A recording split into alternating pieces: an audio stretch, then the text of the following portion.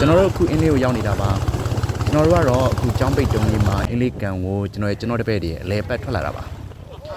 ကျွန်တော်လွယ်ငိမ့်ဆိုတဲ့ရွာလေးကနေပြီးအခုလှေစီးပြီးတော့စတင်ပြီးတော့ထွက်ခွာလာပါပြီလှေကတော့အားလုံးပေါင်းအစီးပြက်3,200ပေးရပါတယ်စုစုပေါင်းကျွန်တော်တို့လှေမှာ20နဲ့3ယောက်ပါပါတယ်ကျွန်တော်တို့ခီးကတော့လူရမ်းများပါတယ်စုစုပေါင်း40နဲ့2ယောက်ကား2စီးခီးထွက်လာတာဖြစ်ပါတယ်အခုကတော့ဆက်လေးပေါ်မှာစင်ယောက်ျားလေးတွေကိုကျွန်တော်ထင်ရတာပါဟိုဘက်မှာကတော့မိန်းကလေးတွေတစည်းတက်ပါကျွန်တော်တို့ကတော့အခုကလေးထိန်းတဲ့အလုပ်ကိုလုပ်နေပါပြီကျွန်တော်တို့လှေကလူအရမ်းများတယ်လှေစိုက်ကကြီးပေမဲ့လူအရမ်းများတဲ့အတွက်ကြောင့်မလို့လှေ balance ဖြစ်ဖို့အတွက်ကျွန်တော်တို့တွေနှစ်ဦးမျှချေပြီးတော့စီးနေရတာဖြစ်ပါတယ်လှေမတိမ်မောက်ဖို့အတွက်ကျွန်တော်တို့အထူးဂရုစိုက်ပြီးတော့စီးရပါတယ်ဒါကြောင့်မလို့ကျွန်တော်ဒီဘက်တွေမလှုပ်ကြပါဘူးငြိမ်လေးနေခိုင်းထားပါတယ်ကျွန်တော်တို့အခုကင်မရာရိုက်နေပါတယ်အခုကတော့ကျွန်တော်တို့လွယ်ငိမ့်လှေစိတ်ကနေပြီးတော့စတင်ပြီးတော့ထုတ်ခါလာတာဖြစ်ပါတယ်ကျွန်တော်တို့ဒီဇင်ဘာလဖြစ်တာကြောင့်အင်းလေးကန်ဟာတဖြည်းဖြည်းနဲ့ရေတွေကျလာပါပြီတင်းကျွတ်တစောင်းမုံအချိန်ကာလတွေကဆိုရင်ဒီလွယ်ငိမ့်ရွာဟာရေထဲမှာရှိခဲ့တယ်လို့ပြောပါတယ်အချို့အိမ်တွေဆိုရင်ခါလေကြောင်းအောင်မြုပ်နေတယ်လို့လည်းပြောပါတယ်အခုကတော့ရေတော်တော်လေးကျနေပါတယ်ရွာဝင်ဝါကတော့နည်းနည်းလေးမြင်တဲ့အတိုင်းပါပဲနည်းနည်းလေးတော့ရေတွေကညဉ့်ညမ်းနေတယ်လို့ထင်ရပါတယ်ကျွန်တော်တို့ကတော့လွယ်ငိမ့်ဘက်ကနေပြီးတော့စီးတာဖြစ်ပါတယ်တချို့တွေကတော့ရွှေညောင်ရွှေမြို့ပေါ်ဘက်ကနေပြီးတော့စီးကြတာဖြစ်ပါတယ်ဒီလွယ်ငိမ့်ဘက်ကစီးလို့ရှင်လှေကောရဲခုကားတွေကိုတက်တာတယ်လို့ဆိုလို့ပါကျွန်တော်တို့ကတော့လှေကအပြက်အယောက်20ကျော်ကို3,200တော့ပေးခဲ့ရပါတယ်ဈေးရှိုလာစီကြီးလာတော့ကျွန်တော်လည်းမသိပါဘူးဒါပေမဲ့တဲခုကားကတော့တညတာတဲခုကားတစ်ယောက်ကို1,000ပဲပေးရပါတယ်ဒါဈေးတော်တော်လေးကိုရှိုလာဖြစ်ပါတယ်လေးမာ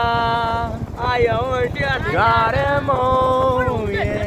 တို့ပြကူပြောတော့ဆရာโอเค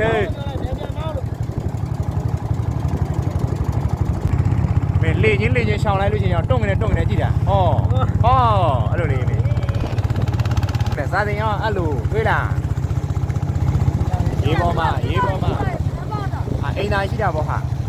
ရေပါဗျာဒီလဲဆိုရင်သူက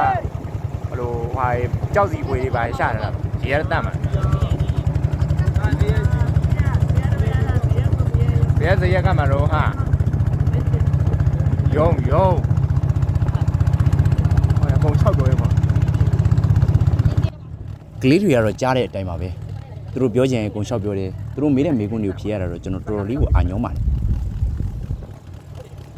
ကျွန်တော်တို့ငယ်ရတင်ခဲ့ရတယ်လို့ပါပဲစာဖတ်ရှင်2မျိုးရှိတယ်စာအုပ်ဖြင့်စာဖတ်ရှင်နဲ့ရှီတောက်ဖြင့်စာဖတ်ရှင်ကျွန်တော်တို့အခုကတော့ကလေးတွေကိုရှီတောက်ဖြင့်စာဖတ်ခိုင်းနေတာဖြစ်ပါတယ်ဒေသန္တရဘဟုတုတရရှိဖို့အတွက်ရှီတောက်နဲ့သွားလာပြီးတော့ကျွန်တော်တို့ရဲ့အုံနောက်ထဲကိုအသိပညာတွေအများကြီးထည့်နေတာဖြစ်ပါတယ်အဲ့လိုပါပဲမတူညီတဲ့ဒေသတစ်ခုကိုရောက်တဲ့အခါမှာအဲ့ဒီဒေသရဲ့လူတွေနေထိုင်ပုံအဲ့ဒီနေရာရဲ့ဒီနေရာတဘာဝပရဝေနေထားတွေကိုကလေးတွေဟာတို့သင်ပြီးလေ့လာမှုတဲ့အကြောင်းအရာတွေနဲ့ဆက်ပြီးတော့ယခုဆိုရင်တို့လေ့လာမှုတွေစတင်ပြုလုပ်နေတာဖြစ်ပါတယ်ဒါဟာကျွန်တော်တို့အတွက်